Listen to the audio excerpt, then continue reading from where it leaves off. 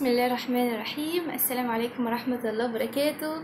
ازيك يا سنة اولى، عاملة ايه؟ ان شاء الله تكوني بخير. النهاردة هنحل اسئلة على الدرس الثاني في الفلسفة اولى ثانوي عام ترم اول 2025. احنا شرحنا الدرس الاول وحلينا عليه اسئلة، وشرحنا الدرس الثاني ودلوقتي هنحل عليه اسئلة. انا بحل اسئلة من كتاب الامتحان. يعني بقولك السؤال، بنفكر في السؤال، نفكر في الإجابة، ونعرف ازاي نحل الأسئلة. أنا بس كنت بحل أسئلة لسنة تانية علم اجتماع قبلكم، فكانت السبورة مش أفضل حاجة وكده يعني، فهنمسحها مع بعض وبعدين نحل أسئلتنا. ماشي، عشان أنا بسمع كلام غريب كده إن هي يعني كلام بتاع ناس سوقية، مش بتاع ناس متعلمة. دي مش كلام ناس متعلمين، ده كلام ناس قاعدة في الشارع. هما اللي حاكمين على نفسهم على فكرة ان هما يتهزقوا، لان البني احنا انا ما بجيش جنبهم، فالناس حكمت على نفسهم ان هما ناس مش محترمة بافعالهم وبتصرفاتهم من غير ما حد ما يجي جنبهم يعني. عشان بس محدش يقول اصل هي متعلمة ومتكبرة فالناس حكموا على نفسهم بتصرفاتهم، محدش بيهزقهم لله في الله كده، حكموا على نفسهم بتصرفاتهم. المهم دلوقتي ان شاء الله نحل الاسئله و انا هجمعهم لك ونبقى نحملهم ان شاء الله على خير،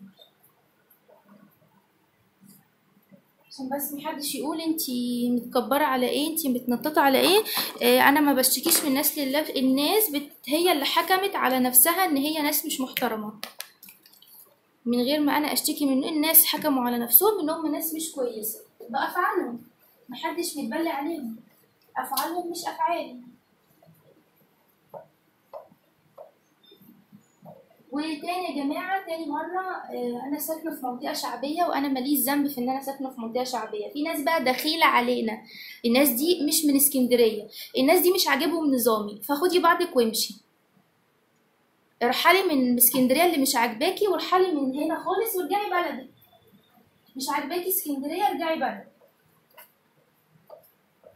مش عاجبك نظامنا، مشي من وسطنا، احنا مش عاجبينك مشي. ماشي، انما ان كان حد مش محترم، كان حد مش متربي، فيبقى انتوا. عشان ما نضيعش وقتنا ندخل في حل اسئلتنا على طول. انا هحل من كتاب الامتحان، لو معاكي، لو مش معاكي انا كده كده هصورهولك، هيبقى صفحة 98 99 و 100. نكتب، انا بكتب معاكم التاريخ النهارده. بسم الله، النهارده 30 ربيع اول و 22/9/2025. حل أسئلة فلسفة أولى ثانوي عام ترم أول درس 2، نشأة الفلسفة وتعريفها وأهدافها. وتعريفها وأهمية. ده حل من كتاب الامتحان صاد 98 99 و 100. طبعا أسئلة اختر وأسئلة مقال، أسئلة اختر وأسئلة مقال. خلاص، يلا نسمي بسم الله ونشوف هنعمل ايه. نراجع الاول الدرس بتاعنا سريعا كده في مخنا. احنا كان عندنا في الدرس الثاني في الفلسفه اولى ثانوي نشأة الفلسفه على يد اليونان اللي هو الغرب القديم، ومصر وبابل واشور اللي هم الشرق القديم. وكان عندنا بعدها تعريف الفلسفه تعريفين، لغوي واصطلاحي. اللغوي اللي هو في القاموس اللي هي فيلوسوفيا، فيلو بمعنى محبه او حب، وصوفيا بمعنى الحكمه، فلما يتضموا على بعض معناها محبه الحكمه. وفي التعريف الاصطلاحي معناها البحث في الموجودات، البحث في اصل الوجود، البحث في العلل البعيده، البحث في الاسباب الغير مباشره، المباشرة البحث فيما وراء الطبيعة، وكان لها اتجاهين، اتجاه نظري واتجاه تطبيق. بعد كده انتقلنا لأهمية الفلسفة بالنسبة للفرد وبالنسبة للمجتمع. أهمية الفلسفة بالنسبة للفرد إن هي تعطيه فلسفة خاصة تجعل له تفكيرا خاصا، تشكل عقلية الفرد إلى عقلية منظمة، تساعد الفرد على حب المعرفة وحب العلم، وتعطي لحياة الفرد معنى لحياته. وبعد كده اتكلمنا عن أهمية الفلسفة بالنسبة للمجتمع، إن هي تدحر أو تدحض أو تحذف القيم التي لم تثبت عدم صلاحيتها، وتغرس قيما جديدة تثبت وجودها. وثالث نقطة إن هي تساعد على حل المشكلات. وبعد كده انتقلنا لآخر نقطة في الدرس اللي هي وظائف التفكير الفلسفي. 3 وظائف بالترتيب: تفسير الواقع، تغيير الواقع، استشراف المستقبل. س تفسير اللي هي س أسباب، تغيير ي تغير ي تكيف وتأقلم، وت استشراف المستقبل يعني تنبؤ وتوقع بما سيكون عليه الحال في المستقبل. انا كده رجعت لك الدرس، نبتدي بقى ايه نحل عليه اسئله.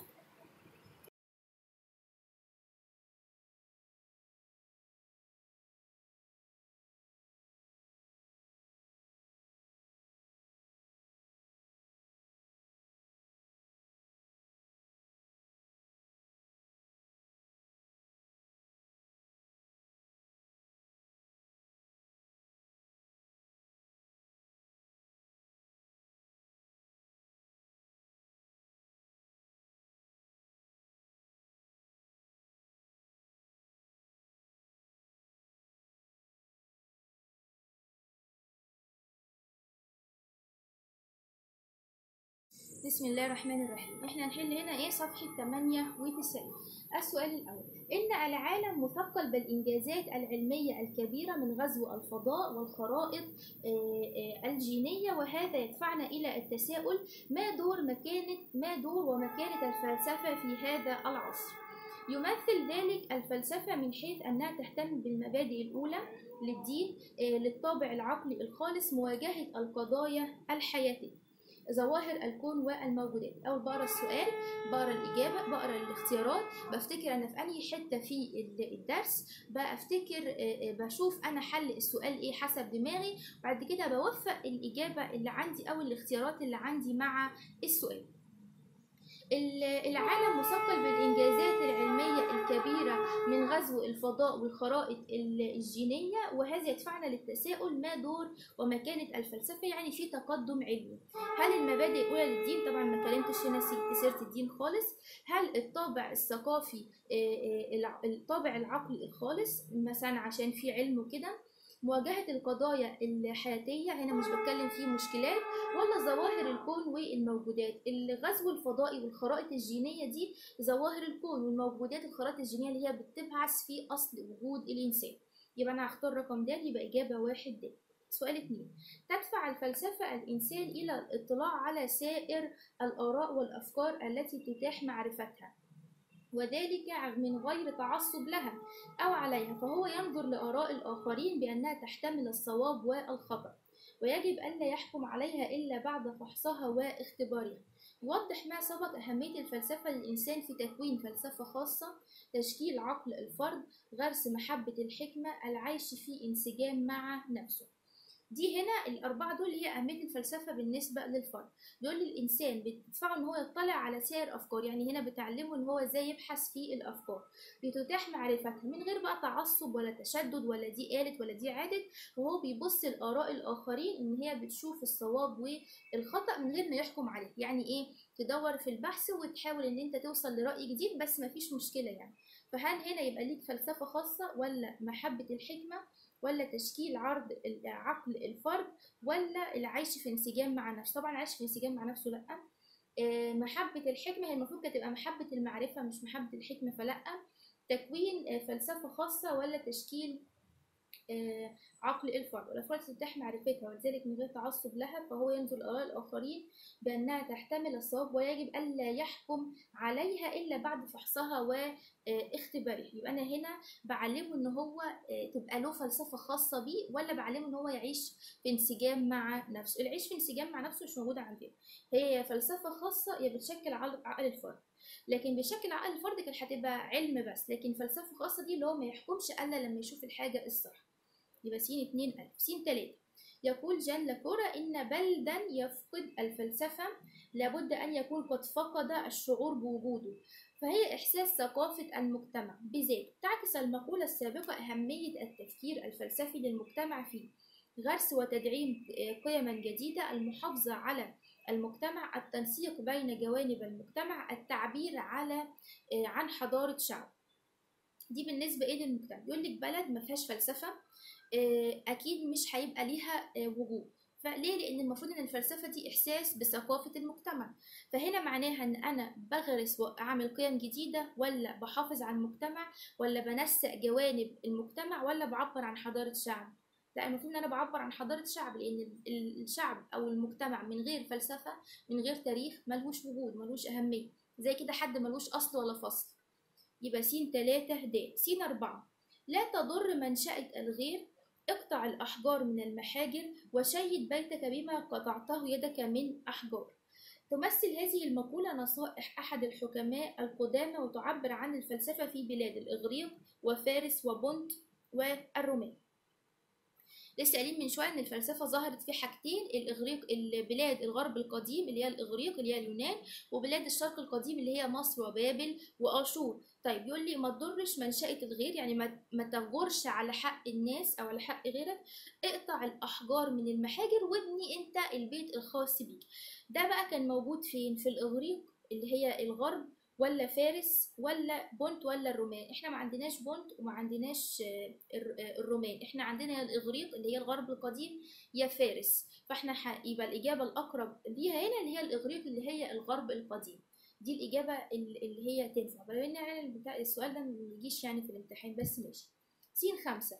يقول ده كده ايه 4 اسئله اختياري اللي هي هنا اهو او الصفحه بكده. ايه هنحل السؤال المقالي. يقول أحد المفكرين كل يوم نعيشه هو هدية فلا نضيعه في القلق من المقبل بل في الإعداد له.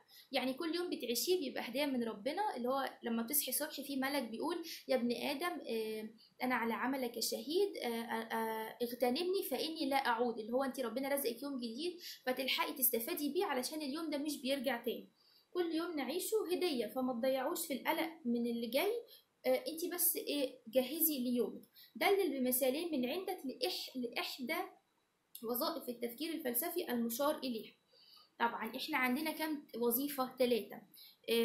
تفسير وتغير ومستقبل. فهو بيقول لك ايه كل يوم نعيشه هو هدية، يبقى انا هنا في الحاضر فلا نضيعه في القلق من المقبل بل في الاعداد له، فما تفكريش في اللي جاي. فانا هنا عندي 3 وظائف، واحدة بتفسر، واحدة بتغير، وواحدة للمستقبل. هو بيقول لك ما تفكريش في اللي جاي، يبقى انا مش هشيل نقطة المستقبل وهعمل اللي هما الوظيفتين الاتنين بس. نكتب السؤال المقالي ونحله. س 5 صفحة 98. س 5 صفحة 98 ده سؤال مقالي. يقول أحد المفكرين كل يوم نعيشه، يقول أحد المفكرين كل يوم نعيشه هو هدية فلا نضيعه، هو هدية فلا نضيعه في القلق من المقبل، في القلق من المقبل بل في الإعداد له، بل في الإعداد. يقول لي اذكري إحدى وظائف التفكير الفلسفي التي تشير لها العبارة، التي تشير لها العبارة.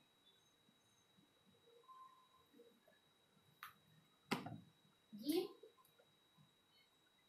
بصي كل يوم نعيشه دي كده الحاضر، هو هدية فلا نضيعه في القلق من المقبل، المقبل اللي هي المستقبل، في الإعداد له يعني إيه حاولي إن أنت تتأقلمي على أو تتكيفي مع الحاصل دلوقتي.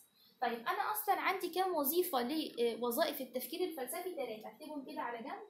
وظائف اللي هي كانت آخر نقطة عندك في الدرس، والتفكير الفلسفي 3 وكانوا 3 بالترتيب. 1 تفسير الواقع، وساعتها قلت لك س واقع س مستقبل، س واقع س أسباب. 2 تغير الواقع، وساعتها قلت لك ي واقع ي تأقلم وتكيف. 3 استشراف المستقبل، ساعتها قلت لك ت استشراف ت مستقبل ت توقع وت تخمين. ت توقع وتخمين. وهو قال لي شيري لأحد الوظائف، فأنا همشي بقى هنا نتكلم على كل يوم نعيشه هو هدية فلا نضيعه، ده كده الحاضر. أنا بتكلم في النقطة الأولى. دون القلق من المقبل، يعني ما تبصيش للي هيحصل في المستقبل وما تقلقيش من اللي هيحصل في المستقبل، فانا مش هبص للنقطه اللي هي رقم 3 اللي هي النقطه الاخيره اللي هي المستقبل، فانا هتكلم في نقطتين بس اللي هما النقطتين الاولانيين اللي هي تفسير الواقع وتغيير الواقع. فانا هكتب له بقى بصي في اجابه نموذجيه وفي اجابه مش نموذجيه، اللي انا هكتبه الاول ده اللي هي الاجابه العاديه، يجاوب بقى عليه بالاجابه النموذجيه. فانا هقول له هنا تشير العباره الى الوظيفتين الأوليتين من وظائف التفكير الفلسفي، وهما وافتح قوس 1 تفسير الواقع، وشد كده ايه سهم ان انا هشرحها. 2 تغيير الواقع، واشد برضو سهم ان انا هشرح. بص كده لحد كده انا جاوبت اخد الدرجه، بس الاجابه دي مش اجابه نموذجيه. يعني مثلا لو في سؤال تاني انت ما عرفتيش تجاوبيه والمصحح لقى ان انت مش مجاوباه مش هتاخدي الدرجه كامله. فانت لما يبقى في سؤال عارفه اجابته في الاسئله المقاليه جاوبيه باستفاضه عشان تعديلك ايه الدرجه. في اسئله اختياري، ما انت عشان كده انا بقول لك ايه يعني حسني في الاسئله المقاليه. تفسير الواقع يعني معرفه أسباب الظاهرة، بعرف سبب الظاهرة. تغيير الواقع محاولة التكيف والتأقلم مع الظاهرة. بس كده فأنا كده إيه جاوبت.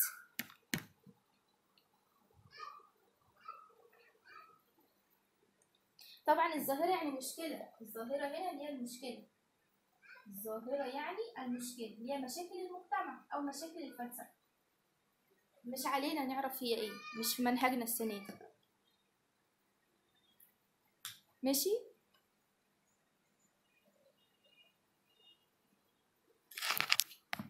كده أنا خلصت ايه اللي هي صفحة 98.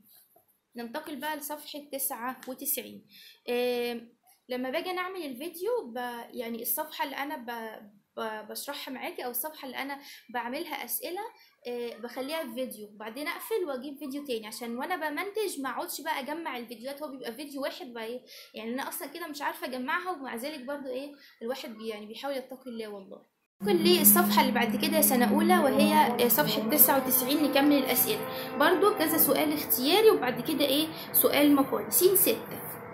عاصر الفيلسوف جان بول سارتر العديد من الحروب العسكرية، وبتأمله ونقده للواقع السياسي أدرك وآمن مواجهة سياسات بلاده الاستعمارية.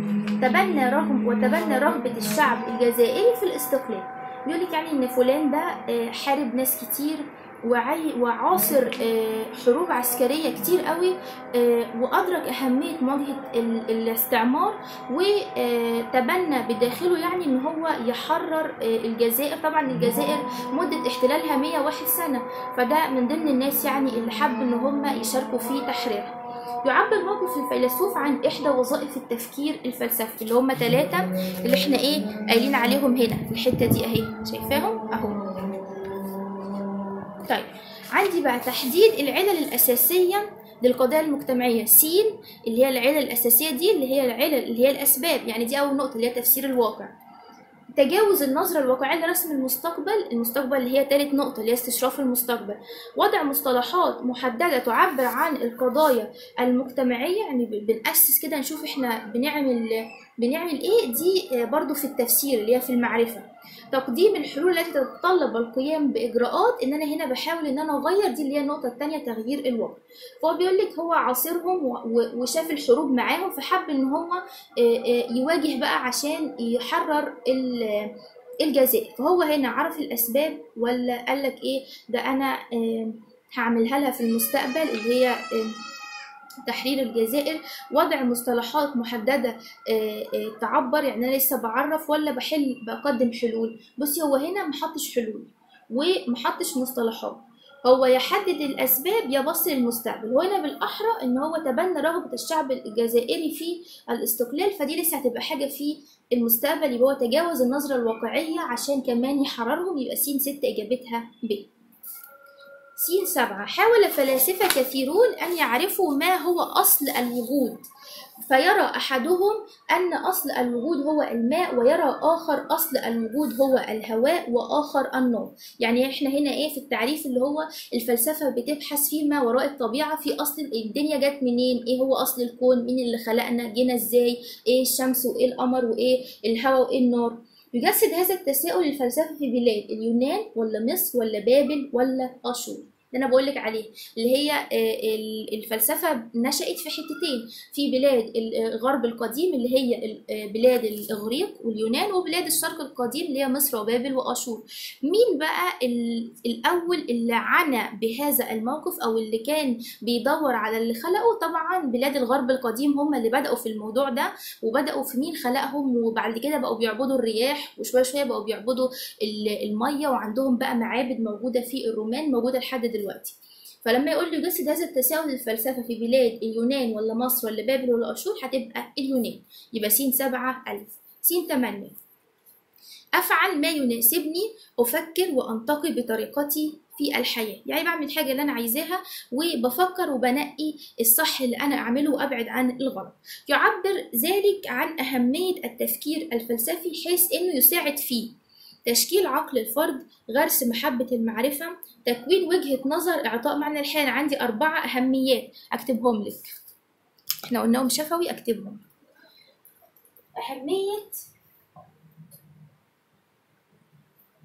أهمية الفلسفة بالنسبة للفرد. ساعتها انا قلت لك هم 4 كلمات مفتاحيه، انت بقى ايه المهم تحفظيهم وتشرحي الباقي. اول حاجه فلسفه خاصه لكل شخص، طريقته ومنهجه في العمل او النظام. 2 عقليه الفرد تشكل عقلية الفرد بالتعلم الصحيح. 3 محبة المعرفة تساعد الفرد في حب الاطلاع والبحث والعلم. 4 معنى الحياة تعطي أو تضفي، يعني بتضفي على حياة المتفلسف اللي بيتبنى منهج الفلسفة ده، تضفي وتعطي لحياته ولنهجه معنى وقيمة. دي كده أهمية الفلسفة بالنسبة للفرد، عشان إيه تعرفي تجاوبي السؤال.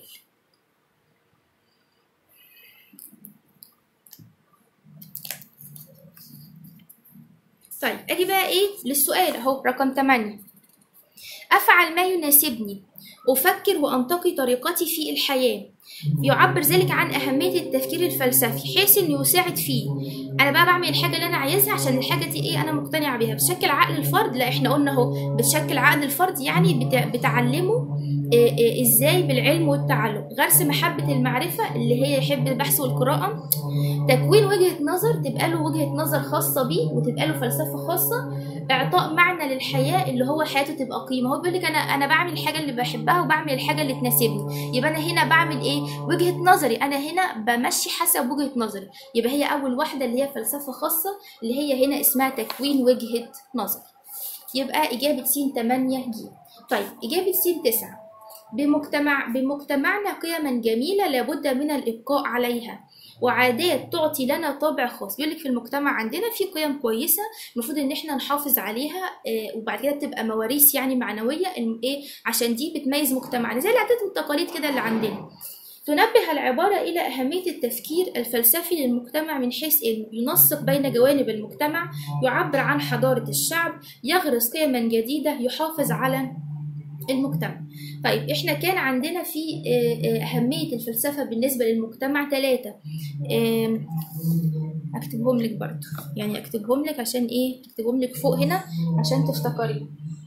ده إجابة س 8 صفحة 99، ده اختر. دي هنا هتبقى إجابة س 10 صفحة 98، ده سؤال اختر، صح؟ ده س 10؟ لا ده س 9. هقول له أهمية الفلسفة للمجتمع.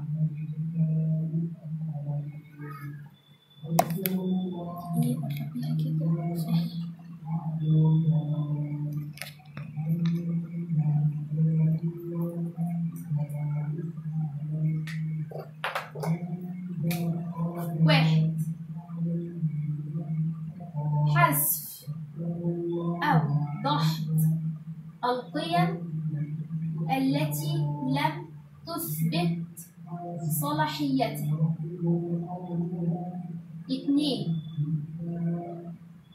غرس قيما بديلة أو قيما أخرى تثبت صلاحيتها.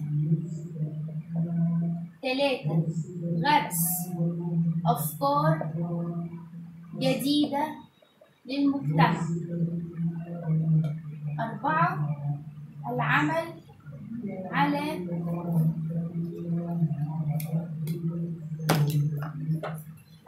على حل مشكلات المجتمع بطرق جديدة.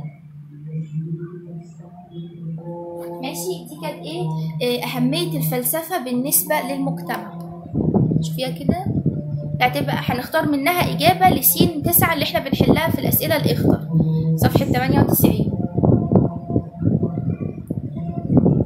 ماشي، نرجع بقى للسؤال. بيقول لي مجتمعنا فيه قيم كويسة لازم ان احنا نحافظ عليها وعادات ليها طابع خاص. يبقى انا هنا بنسق بين جوانب المجتمع ولا بحط قيم جديدة ولا بعبر عن حضارة شعب ولا بحافظ على المجتمع؟ هي القيم موجودة وانا لازم ان انا ابقي عليها، يعني اثبت عليه، يبقى انا بحافظ على المجتمع وعلى قيمه. يبقى س 9 هتبقى د. س 10 سؤال مقالي. س 11 سؤال اختياري. طيب بصي بقى على السبورة عشان ما عادش فيها مكان، هنمسحها ونعمل سؤال تاني، سؤال مقالي.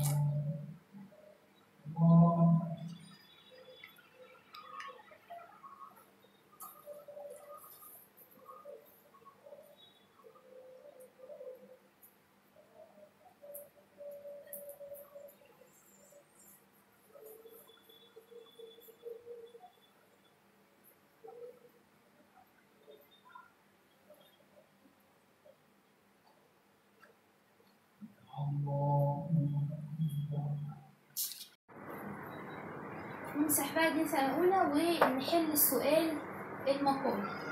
هيبقى س 11 صفحة 98.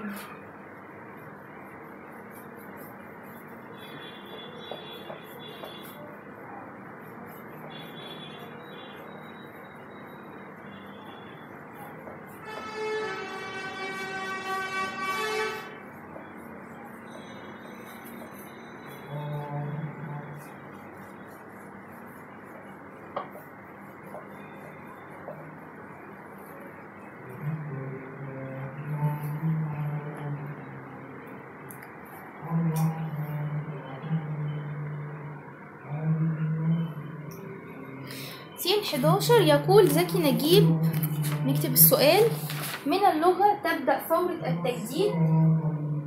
ده س10 اهو، س10 ص 98. ده سؤال مقال. من اللغة تبدأ ثورة التجديد. من اللغة تبدأ ثورة التجديد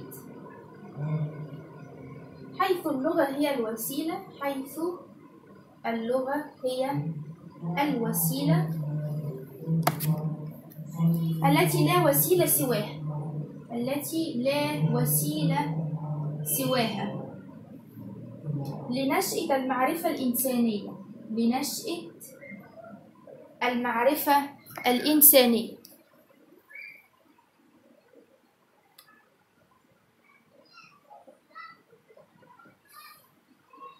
وتكوينها وتطويرها أو جمودها. وتكوينها وتطويرها أو جمودها في بعض الحالات.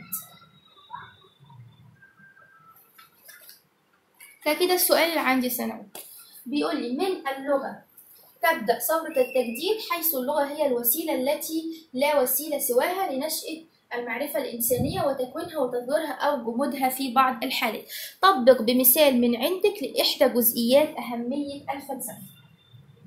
طبق بمثال لإحدى جزئيات أهمية الفلسفة للمجتمع. إحدى جزئيات أهمية الفلسفة للمجتمع.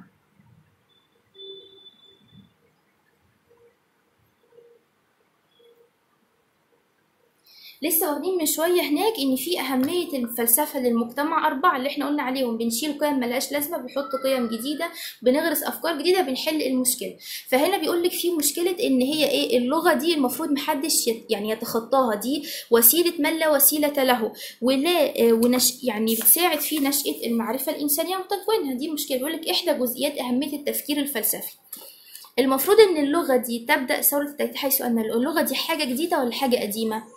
دي حاجة موجودة، يعني حاجة ثابتة وراسخة أثبتت صلاحيتها، فالمفروض إن البني آدم يطورها. يبقى أنا هنا هتكلم في نقطة تطوير القيم التي ثبتت صلاحيتها من النقط اللي احنا اتكلمنا عنها، واقول له مثلا ان هم يعملوا مراكز لترسيخ وتاسيس اللغه حسب البلده اللي موجود فيها. بس الاول اقول له انا في نقطه ايه، اخد عليها الدرجه، وبعد كده اجود انا الاجابه بقى من عندي او اشرح واعبر ايه بطريقتي.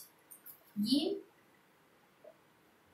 من أهمية الفلسفة للمجتمع الحفاظ على القيم التي أثبتت صلاحيتها، وذلك عن طريق تطوير هذه القيم. المثال بقى اللي هو عطيهولي اللغة، أنا مثلا عندي المثال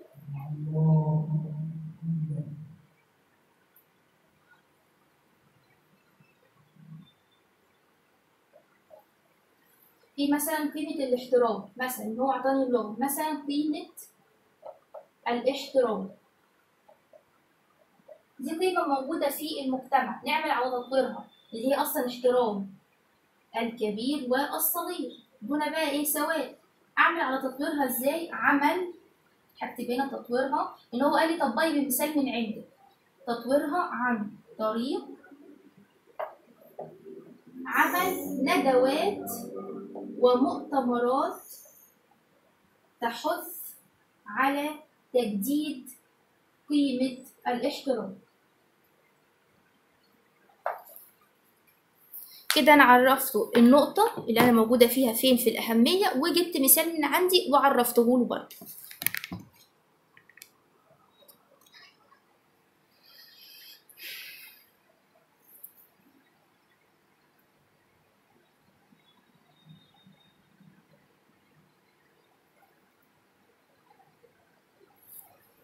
طيب ننتقل بقى للسؤال اللي بعد كده س11. هنا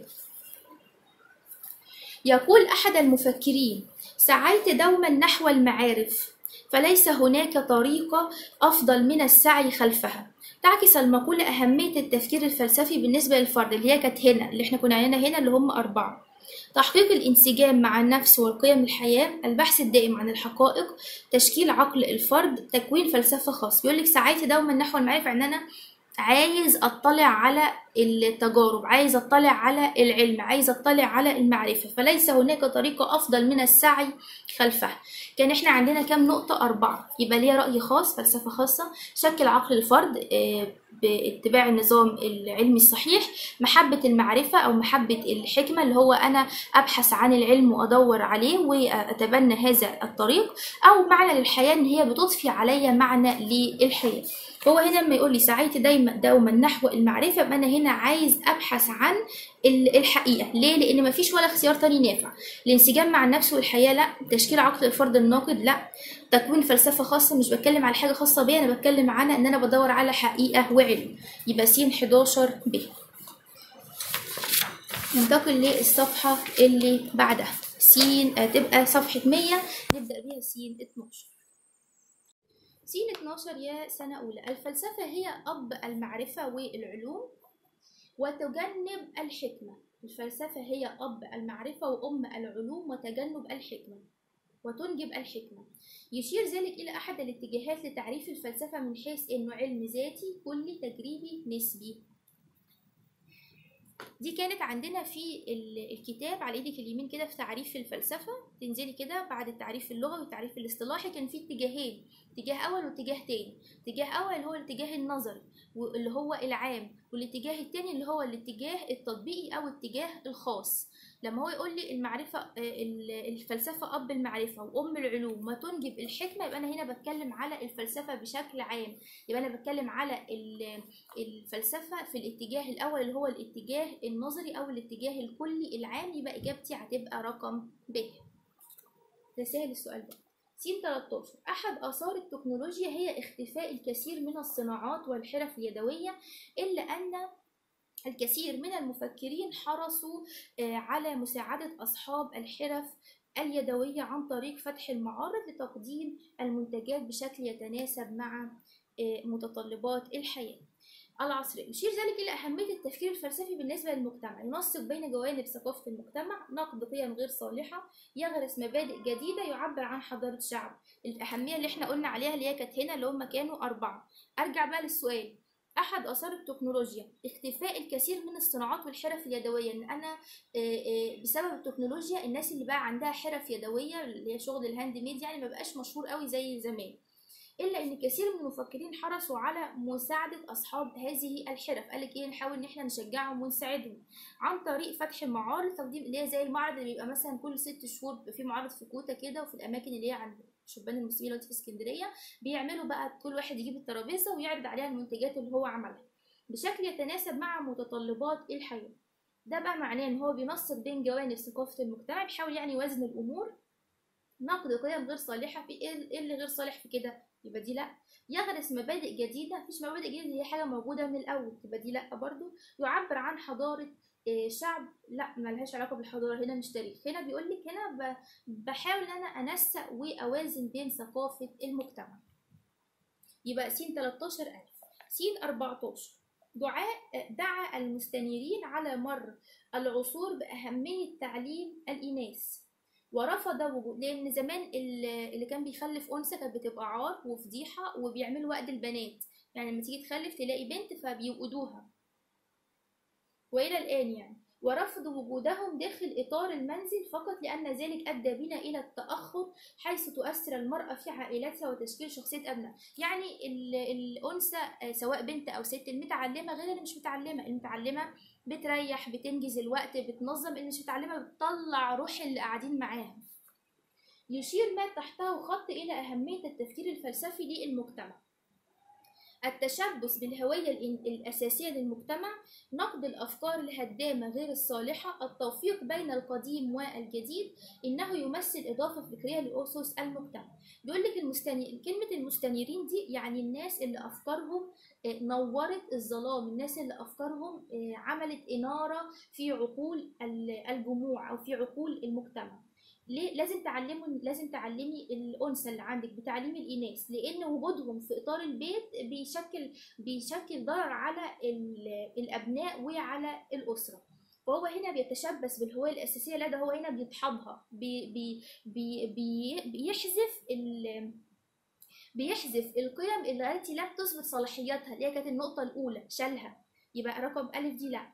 نقد الافكار الهدامه غير الصالحه لحد دلوقتي اللي هو ايه، هيشيلك فكره ما تعلميش البنت، لازم تعلميها. التوفيق بين القديم والجديد، لا هنا مفيش توفيق ولا موازنه. لو كان في توفيق كان قالك اللي جايه منها التعليم علميها، واللي مش جايه منها التعليم ما تعلميهاش، يبقى دي لا. يمثل اضافه فكريه لاساس المجتمع، لاسس المجتمع، لا انت مش بتعمل حاجه جديده، طبيعي ان البنت والولد الاثنين يتعلموا. يبقى أنا هنا أكتر إجابة تنفع للسؤال نقد الأفكار الهدامة غير الصالحة. طيب س 15 سؤال مقالي نكتبه ونحله. بيقول له يشير علم النفس التربوي إلى أن التعليم يتأسس على التساؤل والتعلم عن طريق التساؤل الذي تحركه الرغبة يحفزه الفضول، كما أن كل معرفة اكتسبناها أو سوف نكتسبها هي في الحقيقة جواب وسؤال. عقب في ضوء دراستك لنشأة الفلسفة. نحل بقى السؤال ده. بصي السؤال ده استك هيبقى طويل وإجابته أطول منه، فأنا متهيألي انتي خلاص شفتي دي، هصورها ونحله يعني في سبورة تانية.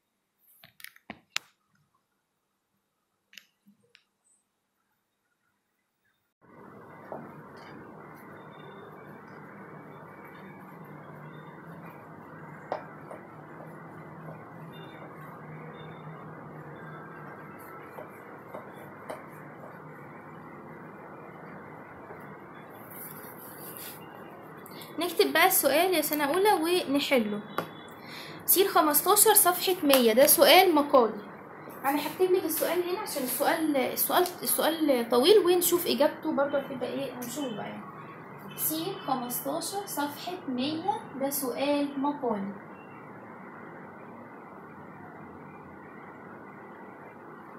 يشير علم النفس التربوي إلى أن يشير علم النفس التربوي إلى أن التعليم يتأسس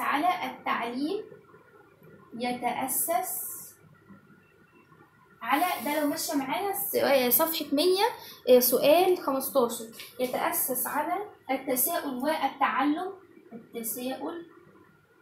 والتعلم عن طريق التساؤل الذي تحركه، عن طريق التساؤل الذي تحركه الرغبة ويحفزه الفضول، كما أن كل معرفة اكتسبناها، كما أن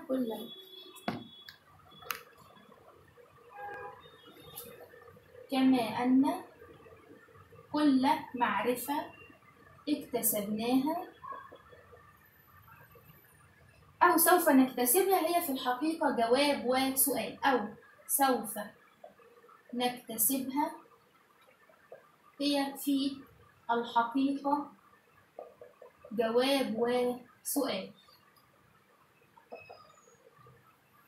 عقب في ضوء دراستك لنشأة الفلسفة. عقب في ضوء دراستك لنشأة الفلسفة.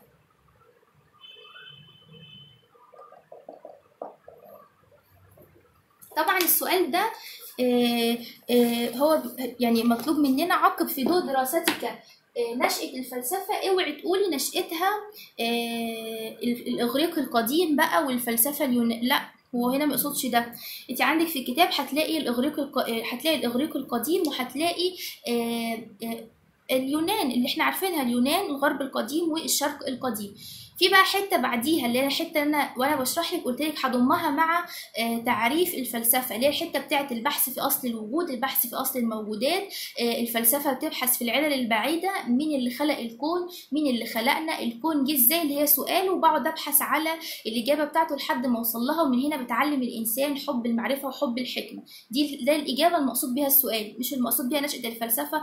ظهرت في الاغريق وظهرت في اليونان، وكانوا عايزه تذكريها في الاخر، يعني اذكريها في اخر الاجابه مش بعد الاجابه كامله. بس احنا نكتب بقى الاجابه بالترتيب دي عشان ايه يعني تبقي عارفاها. ج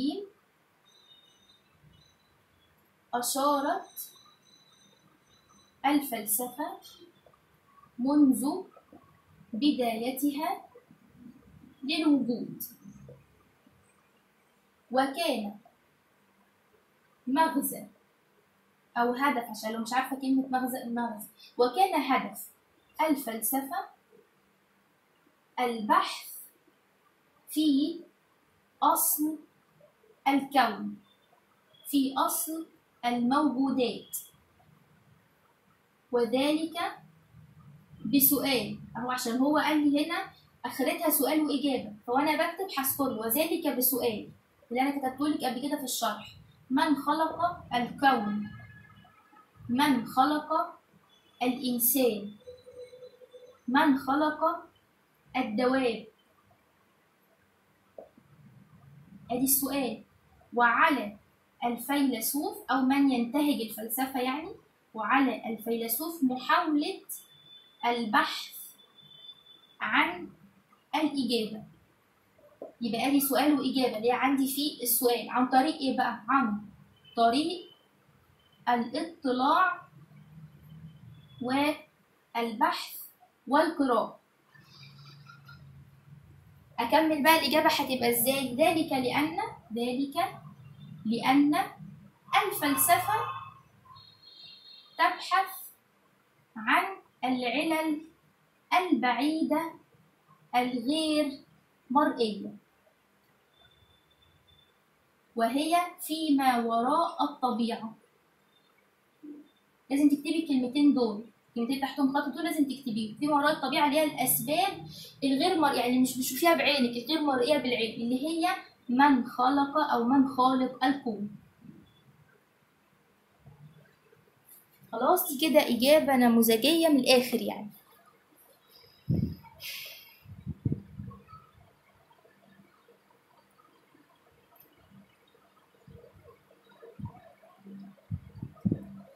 طيب نكمل بقية الأسئلة بتاعتنا. احنا كده اهو صفحة 100 احنا ايه جاوبنا السؤال ده، ماشي. ده كان س 15. س 16: حاول الفلاسفة على مر العصور رصد ما يحدث حولهم ومعرفة الأسباب الحقيقية لهذه الأحداث. يعني بيقول لك الفلاسفة على مر العصور، كل عصر يبقى فيه فلاسفة بيقول لك ايه، يفهموا اللي بيحصل حواليهم ويسجلوا الأسباب. يشير ذلك إلى إحدى وظائف التفكير الفلسفي: تفسير الواقع، وصف الواقع، تغيير الواقع، ولا استشراف. هو يعني واضحة وصريحة. حولهم ومعرفة الأسباب، السين الأسباب، سين التفسير. يبقى إجابة س 16 عندي ألف تفسير الواقع. س 17 آخر سؤال: نقد الإنسان لما يقابله في حياته تفلسف. عارفه لما حد يقول لك انت كل شويه بقى هتتفلسفي، انت كل شويه هتطلعي لنا بفكره جديده، انت كل شويه هتقولي لنا حاجه جديده.